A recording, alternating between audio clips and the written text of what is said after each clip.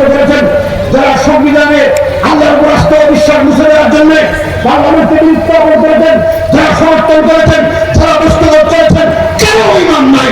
সবগুলো বেঈমান। আল্লাহর উপর আস্থা ও বিশ্বাস আমাদের ইমানকে সংবিধান থেকে মুছে দেওয়ার চক্রান্ত করবে। এরপরে আপনারা সকলে জানেন জাতিসংঘের সিলুসনদ বাস্তবায়ন করার জন্য কোরআন সুন্নাহ দিয়ে নারী নীতিমালা বাস্তবায়ন করার উদ্যোগ নিয়েছিল। মনে আছে না? কোরআন এবং সুন্নাহর বিরুদ্ধে যদি কোন নারী নীতিমালা প্রণয়ন করা হয় আর কোরআন এবং সুন্নাহর ধারাবাহিকতা বাংলাদেশের জমিনে বাস করবে, নবীর ওয়ারিসরা বাস করবে, তাদের এই অবস্থান, তাদের দৃঢ় অবস্থানের এই মুহূর্তে কোরআন এবং সুন্নাহর বিরুদ্ধে আইন করবে, বাংলাদেশে কোন নবীর ওয়ারিস ধরে বসে রাখতে পারে?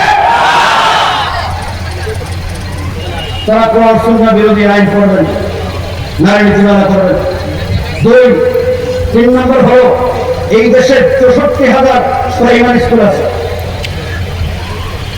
52,000 মতো হাই স্কুল আছে।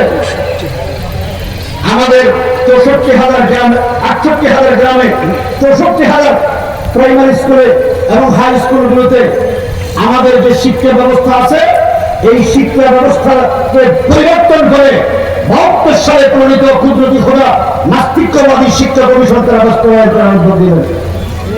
অর্থাৎ স্কুল কলেজ থেকে ইসলাম শিক্ষা যতটুকু আছে এটাও তারা মুছে দিবেন।